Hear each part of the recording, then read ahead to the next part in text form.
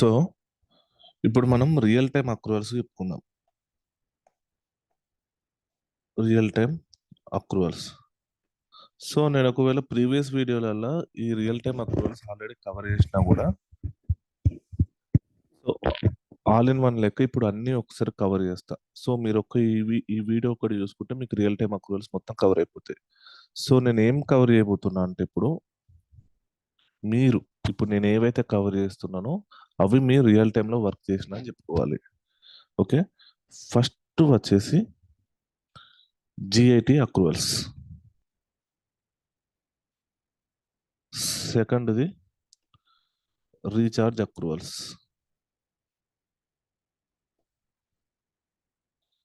థర్డ్ది royalty accruals, ఫోర్త్ది commission అక్రూవల్స్,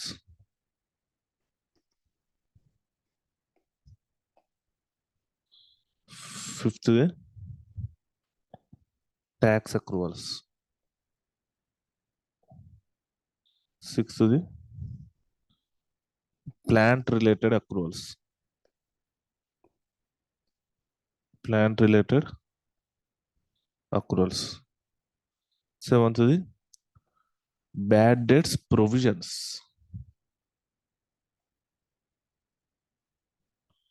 ఎయిత్ది payroll అక్రూవల్స్,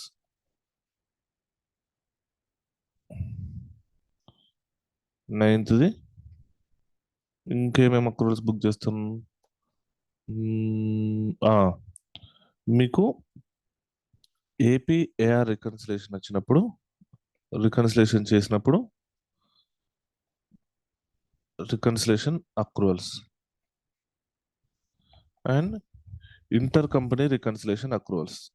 so వీటిని ఎలా చెప్పాలి అనేది కూడా చెప్తా నేను. Inter company recon accruals and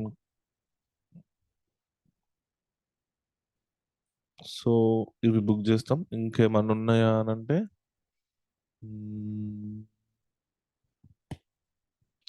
okay, for the timing అయితే ఇవైతే కవర్ చేస్తా. ఏమన్నా ఉండేది ఉంటే మాత్రం నేను ఈ ఎండ్లోపు ఏమన్నా గుర్తొస్తే అవి కూడా చెప్తా. ఓకేనా?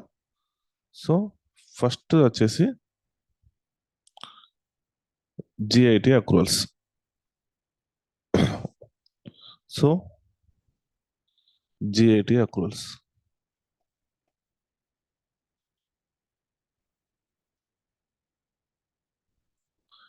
జిఐటి అక్రూవల్స్ అంటే ఏంటంటే, ఫస్ట్ జిఐటి అంటే ఏంటి? Goods in transit. Goods in transit. ఈ గూడ్స్ ఇన్ ట్రాన్సిట్ అంటే ఏంటంటే, మన కంపెనీ ఏదైనా గూడ్స్ పర్చేస్ చేసి, అంటే మన కంపెనీ ఏ అనే కంపెనీ బి అనే కంపెనీ నుంచి గూడ్స్ ఏమైనా పర్చేస్ చేస్తే, నువ్వు ఏ మంత్కి అయితే వర్క్ చేస్తున్నావో, ఇప్పుడు నువ్వు వర్క్ చేసేది జూలై మంత్ అనుకుంటే, జూలై 31st లోపు ఈ గూడ్స్ నీ గోడౌన్కు రాకుంటే,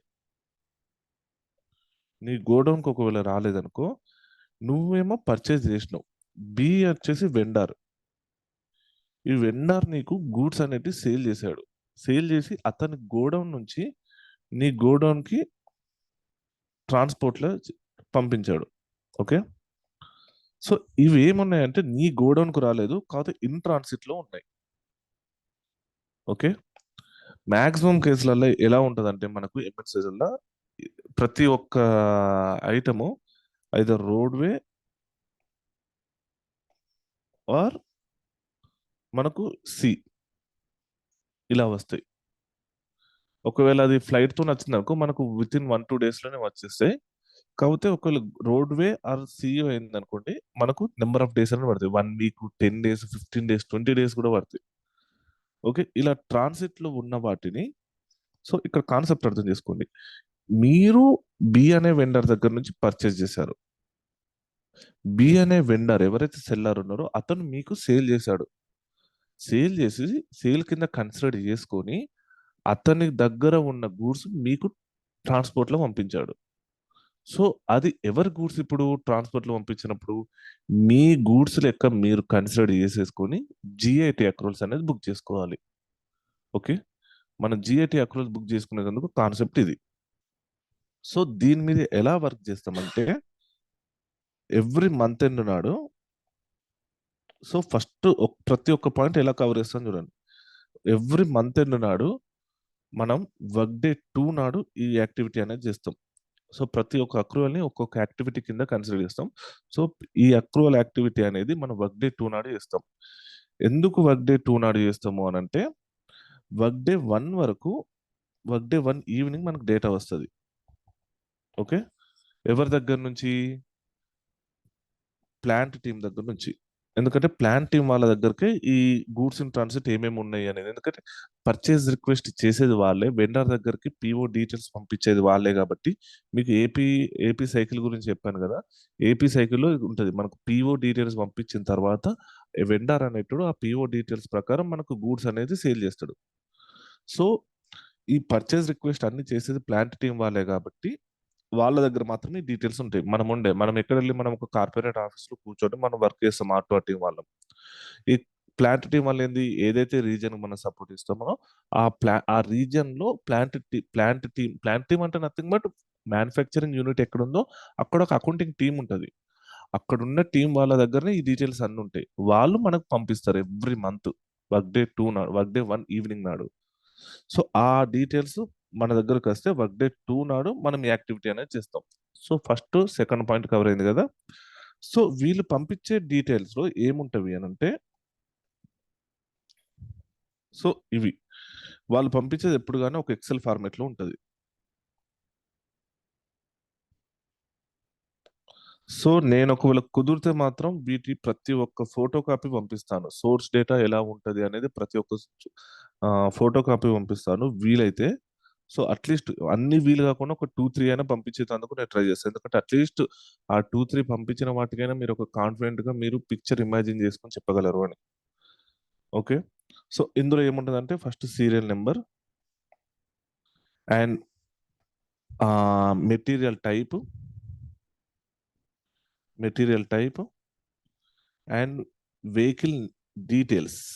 వెహికల్ డీటెయిల్స్ అంటే ఏ ట్రాన్స్‌పోర్ట్‌లో మనం గూడ్స్ వస్తున్నాయో ఆ vehicle details and quantity details, currency యూఎస్‌డీనా, యూరోనా, లేకుంటే సింగపూర్ డాలరా, లేకుంటే ఆస్ట్రేలియన్ డాలరా, లేకుంటే ఇండియన్ రూపీసా, ఈ కరెన్సీ ఇన్వాయిస్ ఏదైతే కరెన్సీలో ఉన్నదో ఆ currency details, quantity, currency details అంటే ఇక్కడ నీకు only USD, euro, Australian dollars ఇలా ఉంటదన్నట్టు.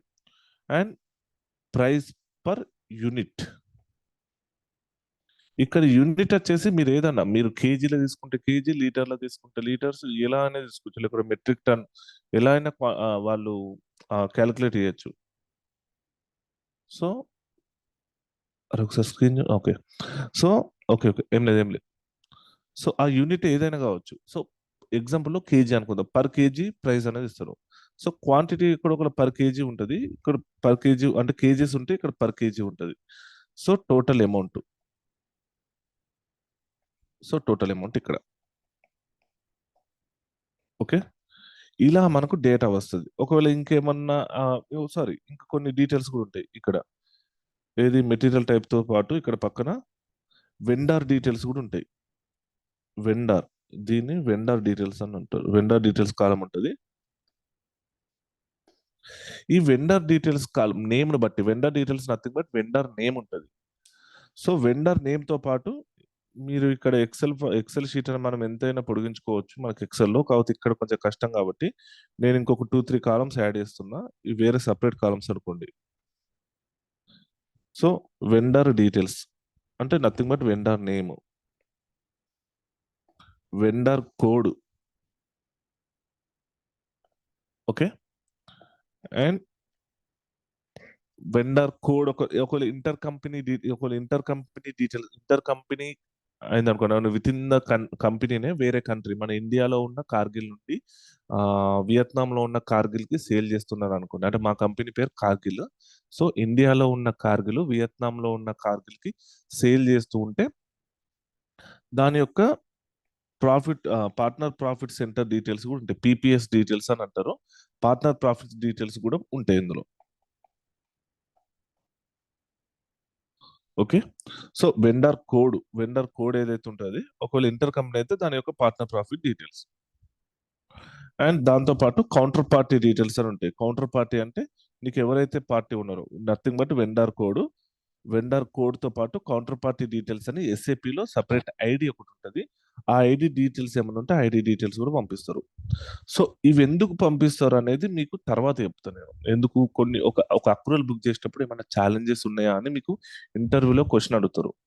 సో ఆ క్వశ్చన్ అప్పుడు మీరు ఈ పాయింట్ చెప్పాల్సి వస్తుంది. సో ఫస్ట్ టెంప్లెట్‌లో మీకు వచ్చే డీటెయిల్స్‌లో మీకు ఏముంటాయి? Goods in transit. మీ దగ్గర ఏవైతే గూడ్స్ మన కంపెనీకి ట్రాన్సిట్‌లో ఉన్నాయో ఆ డేటా ప్లాంట్ టీమ్ దగ్గర నుంచి వస్తది. ఆ ట్రాన్సిట్ డేటా ఎలా వస్తది అంటే ఈ ఫార్మాట్‌లో వస్తది. సో ఈ ఫార్మాట్ అంతా చెప్పాలనా ఇంటర్వ్యూలో అంటే అవసరం లేదు. ఒకవేళ వాడు స్పెసిఫిక్‌గా మీకు ఎలా వస్తది డీటెయిల్స్ అంటే మాకు ఒక ఎక్సెల్ షీట్‌లో గూడ్స్ ఇన్ ట్రాన్సిట్ డీటెయిల్స్ వస్తాయి. అందులో మాకు vehicle details, material type details, quantity details, దాని యొక్క ప్రైస్, టోటల్ అమౌంట్ ఇవన్నీ డీటెయిల్స్ కనిపిస్తాయి. వెండర్ డీటెయిల్స్ కూడా ఉంటాయి. వెండర్ డీటెయిల్స్‌ని బట్టి అది ఇంటర్ కంపెనీ ట్రాన్సాక్షనా లేకుంటే ఎక్స్‌టర్నల్ ట్రాన్సాక్షనా అనేది మేము తెలుసుకోగలం. ఐడెంటిఫై చేయగలం. ఇలా చెప్పుకోవాలి. సో ఈ డీటెయిల్స్ అన్ని వచ్చిన తర్వాత మనం ఎలా క్యాలిక్యులేట్ చేస్తామంటే workings preparation. So fourth point ఏంటిది?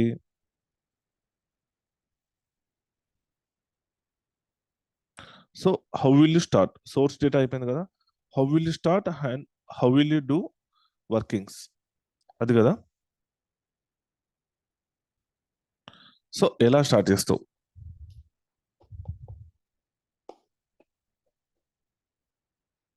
సో నేను ఎలా స్టార్ట్ చేస్తానంటే, నేనైనా మీరైనా ఎలా చెప్పుకోవాలి అని అంటే, మీ దగ్గరికి ఈ ఎక్సెల్ షీట్ వచ్చిన తర్వాత వీటితో పాటు మీకు సపోర్టింగ్ డాక్యుమెంట్స్ పంపిస్తారు. సపోర్టింగ్స్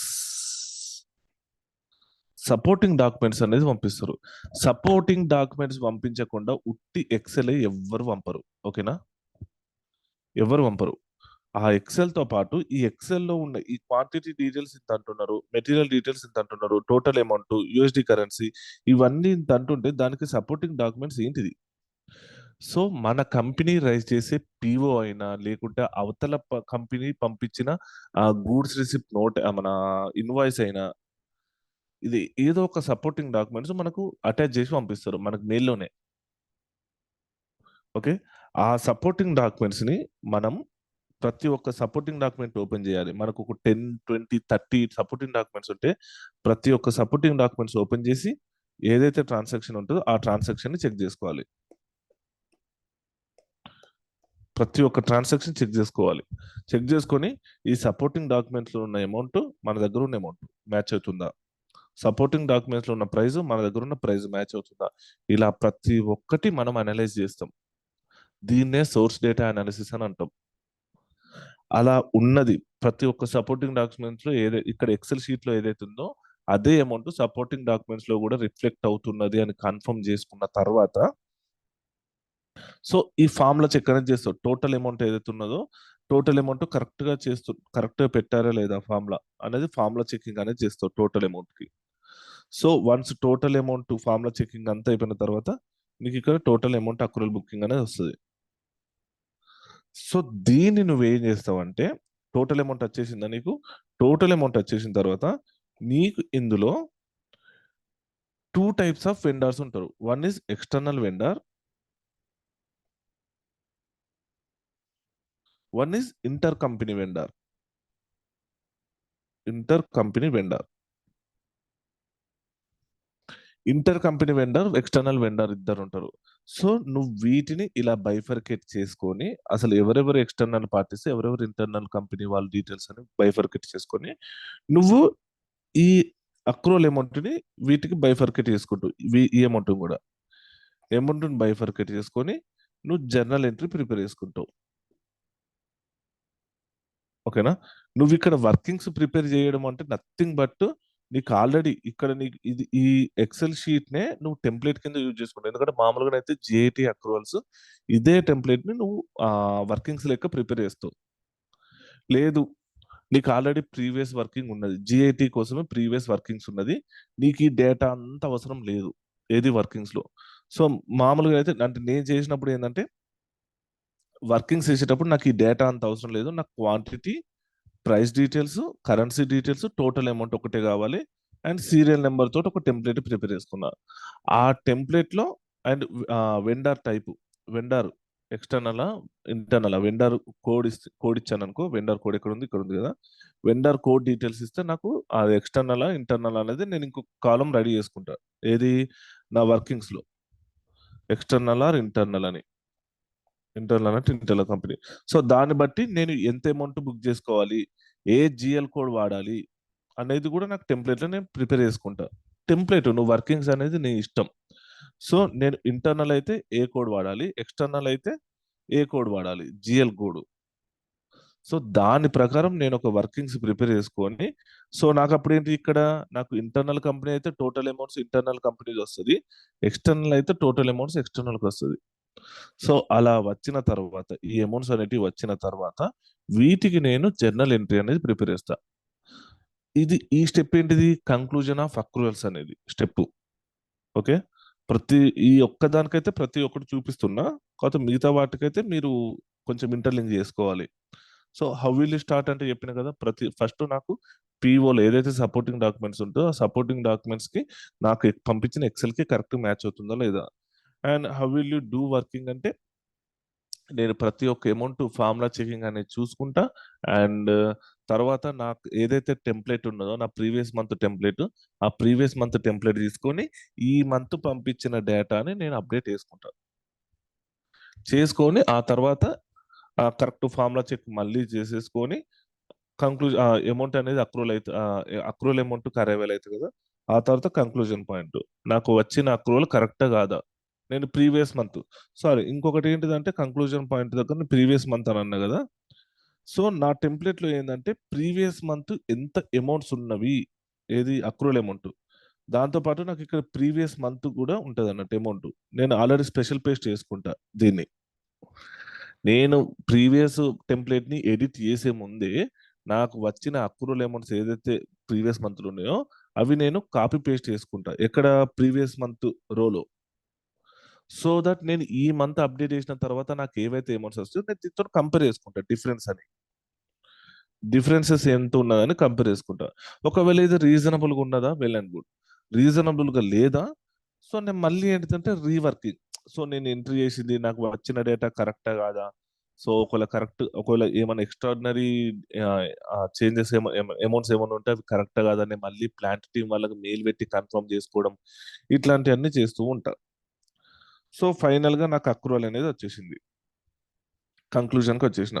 సో, తర్వాతేంది నేను జర్నల్ ఎంట్రీ ప్రిపరేషన్.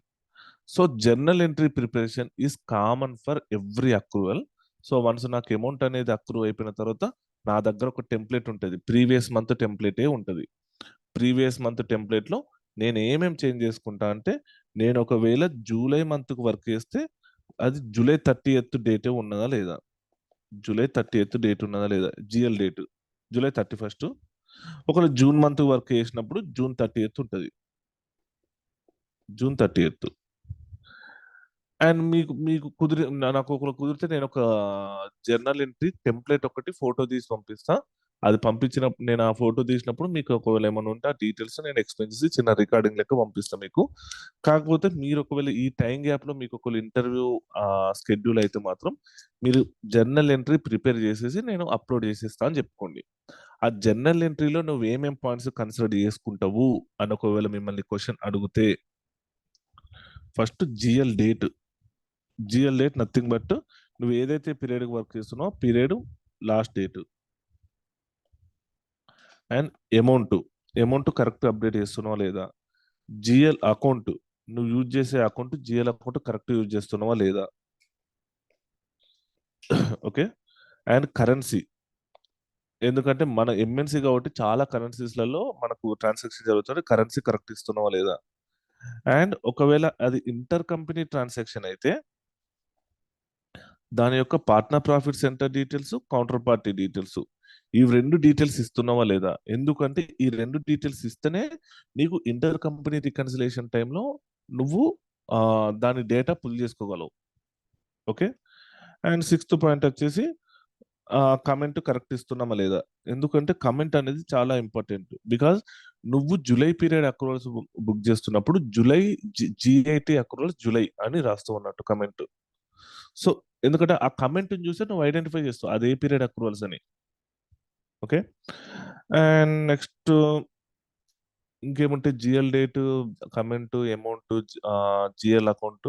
ఒక ఇంటర్ కంపెనీ అయితే ఇంటర్ కంపెనీ డీటెయిల్స్, ఒకవేళ ఎక్స్టర్నల్ అయితే వెండర్ కోడ్ ఒకటి ఇచ్చేస్తావు. అంతే.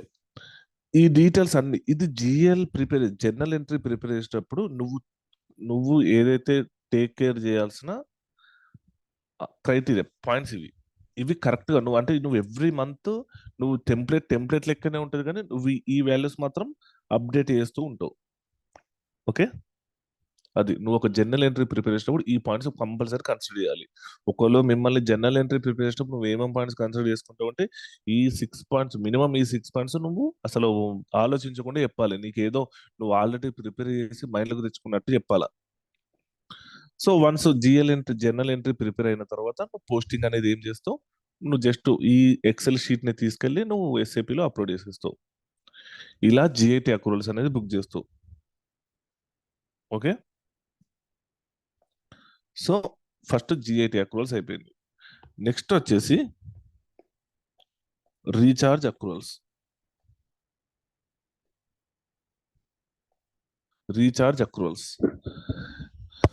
సి రీఛార్జ్ అక్రూవల్స్ అంటే ఇక్కడ మీకు ఒక కాన్సెప్ట్ చెప్తా, అండ్ కాన్సెప్ట్ చెప్పి ఆ తర్వాత మా దగ్గర ఎలా బుక్ చేస్తామని చెప్తా. సో ఒకవేళ మిమ్మల్ని కాన్సెప్ట్ అడిగినా కూడా మీరు చెప్పేందుకు రెడీగా ఉండండి. ఎందుకంటే రీఛార్జెస్ అనేవి ప్రతి ఒక్క కంపెనీకి ఉంటున్నాయి. నేను ఏదైతే 3 కంపెనీస్ వర్క్ చేస్తానో ప్రతి ఒక్క కంపెనీకి రీఛార్జెస్ అనేవి ఉన్నాయి. ఓకే. సో అసలు రీఛార్జెస్ అంటే ఏంటిది? సింపుల్ డెఫినేషన్ చెప్పాలి అంటే, if an expense of one entity is paid by other entity, the other entity will get reimbursement from the one entity. Okay. ఇది డెఫినేషన్ మామూలుగా చెప్పాలి అంటే. అంటే ఎగ్జాంపుల్లో ఒకవేళ ఏ అనే కంపెనీ ఉన్నది, కంపెనీ ఏ ఉన్నది. ఇది ఒక ఎక్స్పెన్స్ అనేది ఇంకర్ అయింది. ఏం ఎక్స్పెన్స్? ఎగ్జాంపుల్ ప్రొఫెషనల్ సర్వీసెస్ అని అనుకుందాం.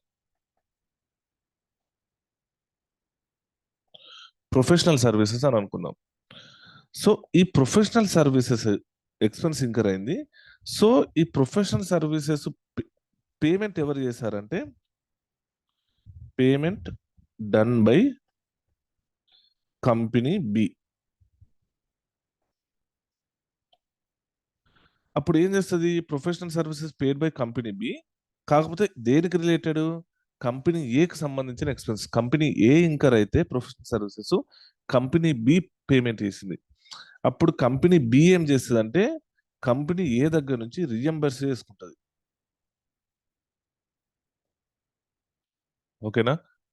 ఆ రియంబర్స్ చేసుకునే ప్రాసెస్ నే రీఛార్జెస్ అని అంటారు. ఓకే. ఇది సో రీఛార్జెస్ యొక్క బిహైండ్ కాన్సెప్ట్ ఇది. సో ఇందులో ఒక చిన్న ట్రిక్కీ పాయింట్ ఏంటిదంటే, మామూలుగా అంటే నేను కార్గిల్లో చేసినప్పుడు కొంచెం వేరే ప్రాసెస్ ఫాలో అయినాము. సో మీరు రియల్ టైంలో ఎలా చేస్తున్నట్టు అది చెప్పుకున్నా సరిపోతుంది. కాకపోతే అది నేచర్ ఆఫ్ బిజినెస్ ని బట్టి కొంచెం ట్రీట్మెంట్స్ కూడా చేంజ్ అవుతూ ఉంటాయి. నేను ఆల్రెడీ మీకు ఒక పాయింట్ చెప్పిన, ఇంటర్నల్ కంపెనీ పాలసీస్ అని ఒక పాయింట్ చెప్పిన.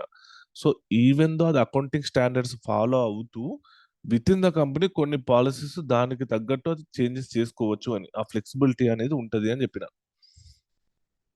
సో ఇక్కడ రీఛార్జెస్ రియల్ టైంలో కాన్సెప్ట్ ప్రకారం రీఛార్జెస్ అనేవి ఎప్పుడు వస్తాయి అంటే, ఈ ప్రొఫెషనల్ సర్వీసెస్ అని అన్నా కదా, ఈ ప్రొఫెషనల్ సర్వీసెస్ ఇన్వాయిస్ ఉంటుంది కదా, దీనికి ఒక ఇన్వాయిస్ ఉంటుంది కదా, ఆ ఇన్వాయిస్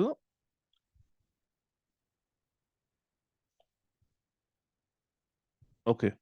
సో మీరు చూడండి, అంటే నేను ఇప్పుడు మా కంపెనీలో ఇప్పుడు ఏదైతే నేను ఇప్పుడు చేస్తున్న సిట్కో కంపెనీలో ఉండే రియల్ టైమ్ ఎగ్జాంపుల్ చెప్తున్నా నేను.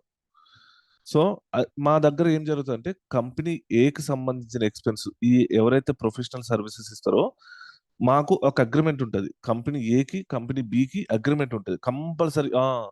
ఈ రీఛార్జెస్ ఉండాలి అంటే కంపల్సరీ ఏ కంపెనీకి బి కంపెనీకి ఏదైతే బిట్వీన్ టూ కంపెనీస్ ట్రాన్సాక్షన్ ఈ రీఛార్జెస్ ఉంటున్నాయో ఆ రెండింటి మధ్యలో అగ్రిమెంట్ ఉండాలి.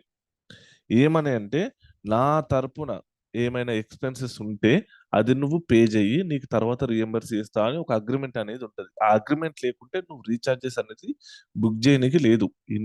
రీఛార్జెస్ నువ్వు బుక్ చేయడానికి లేదు, వాళ్ళ దాంట్లో రీఛార్జెస్ బుక్ చేయడానికి లేదు. కంపల్సరీ ఈ రెండు కంపెనీల మధ్య ఒక అగ్రిమెంట్ అనేది ఉండాలి. ఇది మ్యాండేటరీ, మస్ట్. ఈ అగ్రిమెంట్ లేకుండా రీఛార్జెస్ అనే కాన్సెప్ట్ ఉండదు. సో ఏమని ఉంటదంటే నేను ఇంకర్ అయిన ఎక్స్పెన్సెస్ ఒకవేళ నీ దగ్గరికి వస్తే నువ్వు పే చెయ్యి, నీకు నేను రియంబర్స్ చేస్తా. అండ్ ఇంకొక పాయింట్ ఏంటిదంటే ఈ company A and company B రెండు within the company units అయి ఉండాలి. అంటే కార్గిల్ కంపెనీకి చేస్తున్నారంటే ఈ కంపెనీ ఏ కార్గిల్ రిలేటెడ్ అయి ఉండాలి, కంపెనీ బి కూడా కార్గిల్ రిలేటెడ్ అయి ఉండాలి. ఇది మోస్ట్ ఇంపార్టెంట్. అంతేగాని వేరేటోళ్ళు ఎవరో మన తరపున పే చేస్తే వాళ్ళు మనకు రీఛార్జ్ చేసి పంపించడం కాదు. ఇంటర్ కంపెనీ ట్రాన్సాక్షన్ జరుగుతూనే అది రీఛార్జెస్ అన్నట్టు. ఇది మెయిన్ ఇంపార్టెంట్. సో ఈ professional services company A incur అయింది. కాకపోతే ఈ ప్రొఫెషనల్ సర్వీసెస్ ఎవరైతే ప్రొవైడ్ చేస్తున్నారో వెండారో వాళ్ళు కంపెనీ బికి ఇన్వాయిసెస్ పంపించారు. ఎందుకు? ఆ ప్రొఫెషనల్ సర్వీసెస్ ఉన్న వాళ్ళు కంపెనీ బి లొకేషన్ లో ఉన్నారు అని అనుకుందాం. కంపెనీ బి ఉన్న లొకేషన్ నుంచి కంపెనీ ఏ వాళ్ళకు సర్వీసెస్ ప్రొవైడ్ చేశారు. ఓకే. కాకపోతే ఈ ప్రొవైడ్ చేసింది కంపెనీ ఏకైనా కూడా ఈ ప్రొఫెషనల్ సర్వీసెస్ ఎవరైతే వెండార్ ఉంటాడో ఆ వెండార్ ఇన్వాయిస్ ఇష్యూ వచ్చేసి కంపెనీ బికి ఇన్వాయిస్ ఇష్యూ చేస్తాడు. సో మీరు ఇంటర్లింక్ చేసుకోవాలి. కంపెనీ ఓకే, నేను చిన్న డయాగ్రామ్ చేస్తా. కంపెనీ ఎగ్జాంపుల్ వచ్చేసి యాక్సెంచర్ అనుకుందాం. ఏదన్నా ఐటీ సర్వీసెస్ ఇచ్చింది అనుకుందాం. యాక్సెంచర్ అనేది కార్గిల్ కి ఎగ్జాంపుల్ చెప్తున్నా, ఇండియాలో ఉన్న కార్గిల్ కి ఐటీ సర్వీసెస్ ఇచ్చింది. ఎక్కడ? సారీ, ఇండియాలో ఉన్నదొద్దు. ఓకే. శ్రీలంకలో ఉన్న కార్గిల్ యూనిట్ కి ఐటీ సర్వీసెస్ ఇచ్చింది. ఓకే. ఎక్కడ? ఇండియాలో ఉన్న యాక్సెంచర్ శ్రీలంకలో ఉన్న కార్గిల్ కి ఐటీ సర్వీసెస్ ఇచ్చింది. ఓకే. కాకపోతే ఇండియాలో కూడా కార్గిల్ ఉన్నది కదా, ఈ యాక్సెంచర్ ఇండియాలో ఉన్న కార్గిల్ కి ఇన్వాయిస్ పంపించింది. Invoice sent to India Cargill. ఆ ఇన్వాయిస్ ఎలా ఉంటది అంటే to Cargill India IT services provided. ఎవరికి provided? Sri Lanka Cargill IT services provided to Sri Lanka Cargill. Description అందులో మీకు డీటెయిల్స్ అన్ని ఉంటాయి, ఇంకా ఏమేమి సర్వీసెస్ ప్రొవైడ్ చేశారు అని ఈ అమౌంట్ మొత్తం ఉంటుంది. ఇలా ఒక ఇన్వాయిస్ ఉంటుంది. అంటే ఏంది? ఇష్యూ చేసిందేమో ఇండియా పేరు మీద ఇష్యూ చేసింది, కాకపోతే ఆ ఎక్స్పెన్సెస్ ఏమో శ్రీలంకకు రిలేట్ అయి ఉన్న ఎక్స్పెన్సెస్.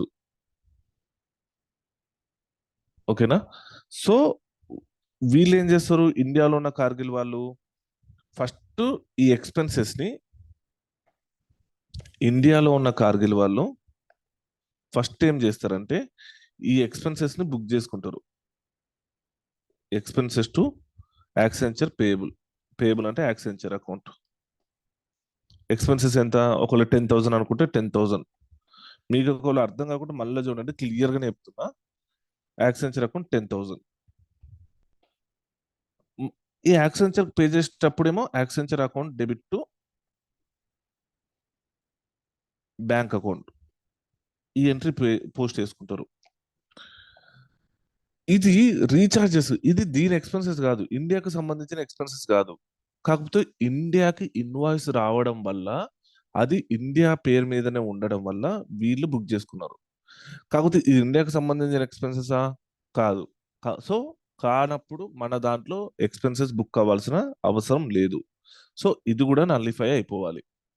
ఎలా నల్లిఫై చేస్తామంటే, రీచార్జెస్ అనే కాన్సెప్ట్ ద్వారా నల్లిఫై చేస్తాం. ఎలా?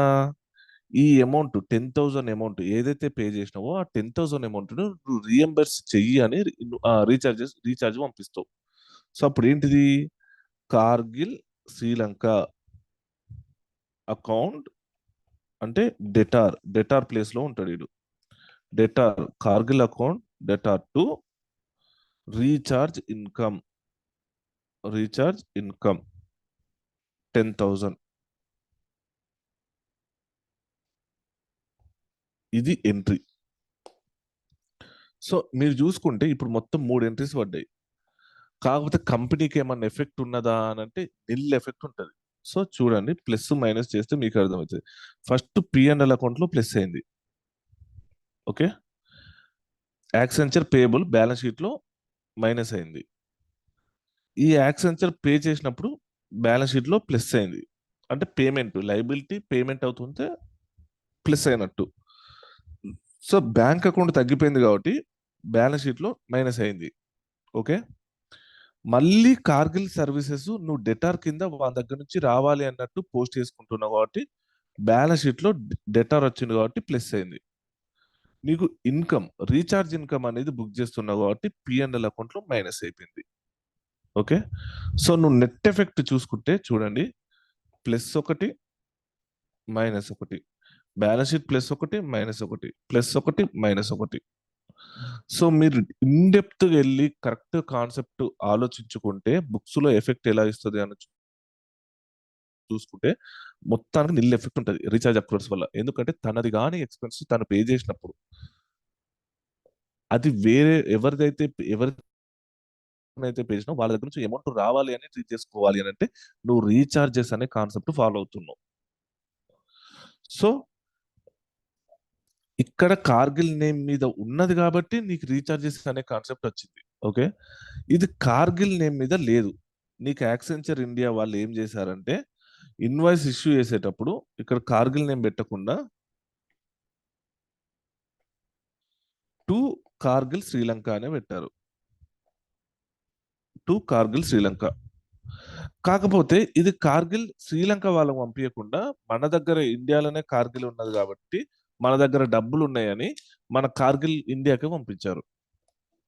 ఇది ఈ ఇన్వాయిస్ మన దగ్గర ఆల్రెడీ అగ్రిమెంట్ ఉన్నది. సో మా తరపున ఎక్స్పెన్సెస్ పే చేసుకోండి అని. ఓకే. సో కార్గిల్ ఇండియా వాళ్ళకి పంపించారు. కాకపోతే ఇన్వాయిస్ వచ్చేసి కార్గిల్ శ్రీలంక పేరు మీద ఉన్నది. ఇంతకుముందు దేని పేరు మీద ఉన్నది? కార్గిల్ ఇండియా పేరు మీద వచ్చింది. కాకపోతే expenses are related to Cargill Sri Lanka. So ఒకవేళ ఇన్వాయిస్ వచ్చేసి శ్రీలంక పేరు మీద ఉంటే అప్పుడు రీఛార్జ్ కాన్సెప్ట్ రాదు. అప్పుడు ఎంట్రీ డైరెక్ట్ ఏం పోస్ట్ చేస్తావు అంటే ఒకవేళ కార్గిల్ ఇండియా ఎంట్రీ ఒకవేళ పేమెంట్ అనేది జరిగితే direct entry Kargil Sri Lanka account debit to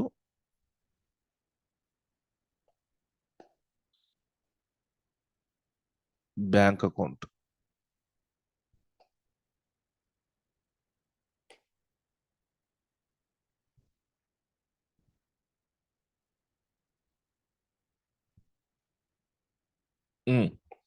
so నువ్వు పే చేసేదేమో క్యాష్, నువ్వు పేమెంట్ చేస్తున్నావు కాబట్టి అది బ్యాంక్ అకౌంట్ నుంచి వెళ్ళిపోతుంది.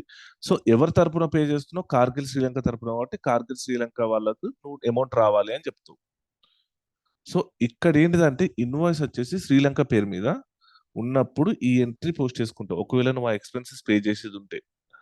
ఒకవేళ ఇన్వాయిస్ వచ్చేసి ఇండియా పేరు మీద ఉండి అది ఒకవేళ శ్రీలంక రిలేటెడ్ ఎక్స్పెన్స్ అయితే మాత్రం ఫస్ట్ నువ్వు ఎక్స్పెన్స్ కింద ట్రీట్ చేసి ఆ తర్వాత దాన్ని పే చేసి నువ్వు రీఛార్జెస్ అనేటి ఇష్యూ చేస్తావు.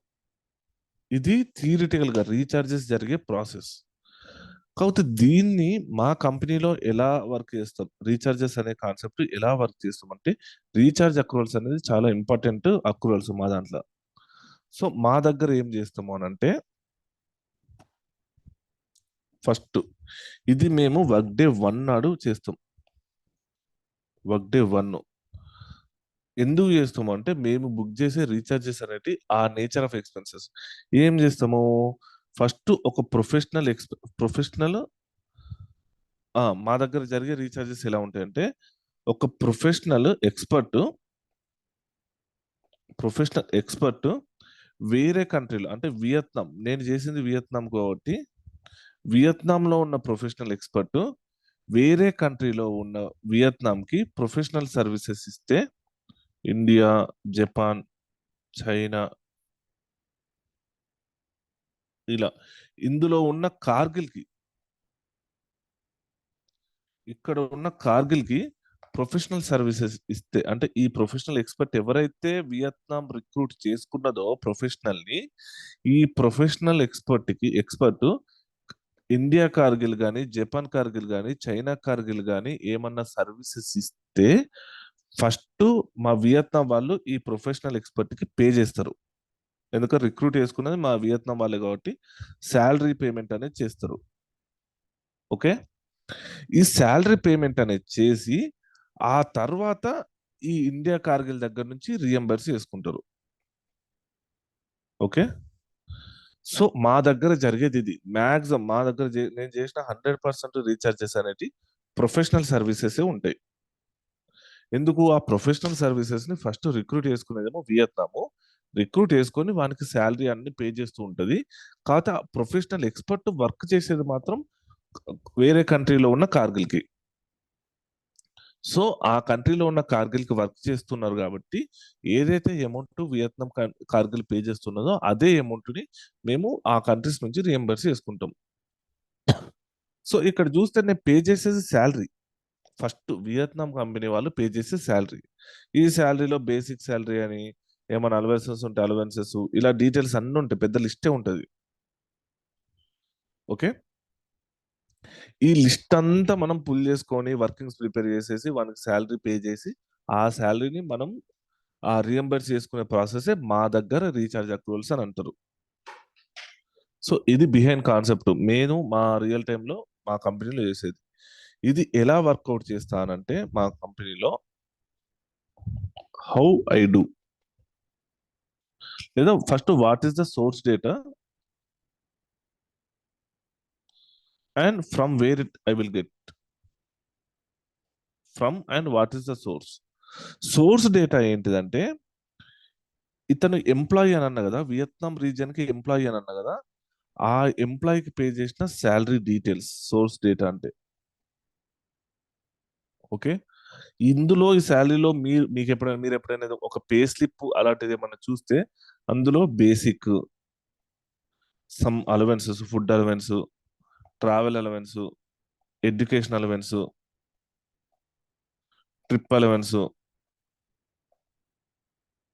ఏమైనా డిఏ ఉంటే డిఏ, ఇట్లా అంటే ఇట్లా శాలరీకి సంబంధించిన కాంపోనెంట్స్ అన్ని ఉంటాయి. సో నీకు వచ్చే సోర్స్ డేటా ఇది ఉంటది. ఆ ఎంప్లాయీ ఎవరైతే ప్రొఫెషనల్ ఉంటారో ఆ ప్రొఫెషనల్ కి పే చేసిన శాలరీ డీటెయిల్స్ ఉంటాయి మీ దగ్గర. ఓకే, ఇది నీకు ఎక్కడి నుంచి వస్తుంది? సో నీకు సోర్స్ డేటా ఏంటో తెలుసు, నువ్వు అక్రూవల్స్ వర్క్ చేయాలంటే నీకు ఏందో సోర్స్ డేటా దొరుకుతుంది. సో నీకు అది ఎక్కడి నుంచి వస్తుంది? సో అది ఇంపార్టెంట్.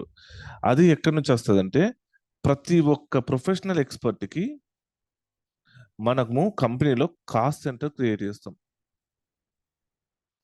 Cost centre. సో ఈ కాస్ట్ సెంటర్ అంటే ఏంది, ఇవన్నీ అవుట్ ఆఫ్ ద బాక్స్ వెళ్ళిపోతుంది మీకు. సో ఫస్ట్ ప్రతి ఒక్క ప్రొఫెషనల్ ఎక్స్పర్ట్ కి మనం ఒక కాస్ట్ సెంటర్ అనేది క్రియేట్ చేస్తాం. సో ఇతనికి ఏదైతే పేమెంట్స్ చేస్తున్నామో, basic, food allowance, travel allowance, education, trip allowance, DA, ఏమైనా అలవెన్సెస్ ఉంటే అవన్నీ, ఆ ఎక్స్పెన్సెస్ ఏవైతే పే చేస్తామో ఆ ప్రతి ఒక్క పేమెంట్ చేస్తున్నామంటే మనం ఇంకా రైతున్నాం అన్నట్టు కదా, ప్రతి ఒక్క ఎక్స్పెన్స్ ని ఈ కాస్ట్ సెంటర్ లోనే బుక్ చేస్తాం మనం. అంటే కాస్ట్ సెంటర్ డీటెయిల్స్ ఇచ్చి ఆ ఎక్స్పెన్సెస్ అనేది బుక్ చేస్తాం. సో ఆ కాస్ట్ సెంటర్ ఇచ్చి ఆ ఎక్స్పెన్సెస్ బుక్ చేస్తున్నాము అని అంటే ఈ కాస్ట్ సెంటర్ లో ఉన్న ప్రతి ఒక్క డేటా మనకి శాలరీకి సంబంధించింది అన్నట్టే కదా. సో మనం ఈ ప్రొఫెషనల్ ఎక్స్పర్ట్ కి మనం రీఛార్జ్ అక్రూవల్స్ వర్క్ చేసేటప్పుడు ఈ కాస్ట్ సెంటర్ కి సంబంధించిన ట్రాన్సాక్షన్స్ అన్ని జూలై పీరియడ్ కి వర్క్ చేస్తే జూలై పీరియడ్ లో పడ్డ ట్రాన్సాక్షన్స్ అన్ని మనం ఈఆర్పి నుంచి పుల్ చేసుకుంటాం. సో ఇది మనకి ఎవరో పంపించేది ఉండదు, మనం సిస్టమ్ నుంచే మనం పుల్ చేసుకుంటాం ఈ డేటాని. ఓకే, అది తీసుకొని ఈ శాలరీ డీటెయిల్స్ అన్ని మనం క్యాలిక్యులేట్ చేస్తాం. ఈ మంత్ అతనికి శాలరీ ఎంత పే చేసాం అనేది మొత్తం క్యాలిక్యులేట్ చేసేసి అది నీకు ఒక ఫైనల్ అమౌంట్ వస్తుంది కదా, ఫైనల్ అమౌంట్. దీనికి నువ్వు final amount is nothing but వానికి పే చేసిన శాలరీ. సో దీనికి నువ్వేమైనా ప్రాఫిట్ యాడ్ చేసుకుందామంటే ప్రాఫిట్ యాడ్ చేసుకుంటావు. అండ్ ఒకవేళ నువ్వు వేరే కంట్రీకి నువ్వు ఇలాంటి రీఛార్జ్ అక్రూవల్స్ రియంబర్స్ చేసుకునేటప్పుడు నువ్వు అది ఇన్కమ్ కింద తీసుకోవాలి అని అన్నా, అవునా? ఏది ఇక్కడ రీఛార్జెస్ ఇన్కమ్ అని ఎంట్రీ పోస్ట్ చేసుకుంటావు కదా, ఇన్కమ్ కాబట్టి నీకు ఒకవేళ నీ కంట్రీలో ఇలాంటి సర్వీసెస్ రియంబర్స్ చేసుకునేటప్పుడు కూడా నీకు ఏమైనా ట్యాక్స్ అప్లై అయిందనుకో, ఆ ట్యాక్స్ కూడా యాడ్ చేస్తావు. ట్యాక్స్ కూడా యాడ్ చేస్తావు, ప్రాఫిట్ యాడ్ చేసుకుంటూ ఫైనల్ అమౌంట్ శాలరీ ఎంత పే చేసినావు ఆ అమౌంట్ యాడ్ చేసుకుంటావు, ప్రాఫిట్ యాడ్ చేసుకుంటూ ట్యాక్స్ అమౌంట్ యాడ్ చేసుకుంటూ ఈ టోటల్ అమౌంట్ ఏదైతే ఉన్నదో ఆ అమౌంట్ని నువ్వు వేరే కంట్రీలో ఉన్న కార్గిల్ దగ్గర నుంచి రియంబర్స్ చేసుకుంటావు. ఎందుకు బ్రో, మనదే కంపెనీ కదా, మనం ఎందుకు ప్రాఫిట్ యాడ్ చేసుకుంటాం అంటే మీరు మామూలుగా డిపార్ట్మెంటల్ ప్రైసింగ్ ట్రాన్స్ఫర్ ప్రైసింగ్ అనే కాన్సెప్ట్ లో ఉంటది. అందులో ఏముంటదంటే ప్రతి ఒక్క దాన్ని, ప్రతి బ్రాంచ్ ని కానీ ప్రతి ఒక్క డిపార్ట్మెంట్ కానీ ఒక ప్రాఫిట్ సెంటర్ కింద ట్రీట్ చేస్తూ ఉంటారు. సో ఇదే సర్వీసెస్ నువ్వు వేరే బయట నుంచి తెచ్చుకున్నది అంటే ఒక ప్రైస్ ఉన్నప్పుడు మన దగ్గర నుంచి ఒక తక్కువ ప్రైస్ కి వస్తుంది అంటే ప్రతి ఒక్కరు మన విత్ ఇన్ ద వేరే బ్రాంచ్ లో ఉన్న ఎక్స్పర్ట్ సర్వీసెస్ తీసుకుంటారు. అదే వేరే దగ్గర నుంచి తీసుకుంటే ఎక్కువ ఖర్చు అవుతుంది కదా అని. మరి ఇదే కాస్ట్ సెంటర్ లో ఉన్న ఆ ఎంప్లాయీ ఈ ఈ ఎక్స్పర్ట్ వేరే కంపెనీకి ఇస్తే వీళ్ళకి ఎంతో కొంత ప్రాఫిట్ వచ్చేది కదా. సో ఆ ప్రాఫిట్ ని ఫార్గో అయ్యి వీళ్ళకు మన విత్ ఇన్ ద కంపెనీలో ఉన్న బ్రాంచ్ కే సర్వీసెస్ ఇస్తున్నారు కాబట్టి ప్రా డైరెక్ట్ కాస్ట్ టు కాస్ట్ చూడకుండా ఎంతో కొంత ప్రాఫిట్ అనేది యాడ్ చేసుకుంటారు. సో ఈ ప్రాఫిట్ ఎంత యాడ్ చేసుకోవాలి అనేది కూడా వీళ్ళిద్దరి మధ్యలో, మీకు రీఛార్జ్ అక్రూవల్స్ బుక్ చేయాలి అంటే అగ్రిమెంట్ ఉంటది అని అన్న కదా, ఆ అగ్రిమెంట్ లో ఈ పర్సంటేజ్ అనేది ఉంటది, ఎంత ప్రాఫిట్ యాడ్ చేసుకోవచ్చు అని. ఓకే, ఆ ప్రాఫిట్ అమౌంట్ యాడ్ చేసుకుంటూ ట్యాక్స్ వచ్చేసి గవర్నమెంట్ రూల్స్ ప్రకారమే ట్యాక్స్ అమౌంట్ యాడ్ చేసుకుంటూ దాన్ని రీఎంబర్స్ టోటల్ ఎంత రీఛార్జ్ అమౌంట్ ఎంత వస్తుందో దీన్ని నువ్వు అవతల పార్టీకి ఇన్వాయిస్ పంపిస్తావు. ఎవరికి? ఇప్పుడు వియత్నాం నుంచి ఇండియాకి ఇన్వాయిస్ పంపిస్తావు. ఇన్వాయిస్ పంపించేసి ఈ ఇన్వాయిస్ పంపించే ముందు నువ్వు బుక్ చేసుకునేదే recharge accruals. Recharge accruals. So example చెప్తున్నా, ఒకవేళ 10,000 అమౌంట్ టోటల్ శాలరీ పేమెంట్ చేసినావు, దానికి ఒకవేళ 10% ప్రాఫిట్ అంటే 1,000.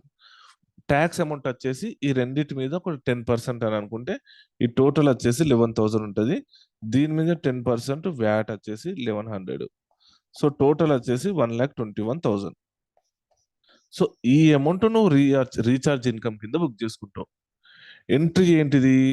నీకు ఇన్కమ్ అక్రూవల్. ఇది recharge accruals or income accruals. So accrued income కి ఏంటిది? Income receivable account debit to income account కదా. సో ఈ ఇన్కమ్ రిసీవబుల్ అనేది నీకు ఆల్రెడీ పార్టీ ఎవరో తెలుస్తుంది, నీ కౌంటర్ పార్టీ ఎవరైతే ఉన్నారో వాళ్ళే. సో వాళ్ళనే డెటార్ కింద పెట్టేసి debtor account debit to income account, recharge income account అని రాసేసుకుంటావు. సో ఏదైతే అమౌంట్ వచ్చిందో 1,21,000, 1,21,000 ఈ అమౌంట్ అనేది వేసేసుకుంటావు. ఓకే, సో ఇది రీఛార్జ్ అక్రూవల్స్ బుక్ చేసుకునేది.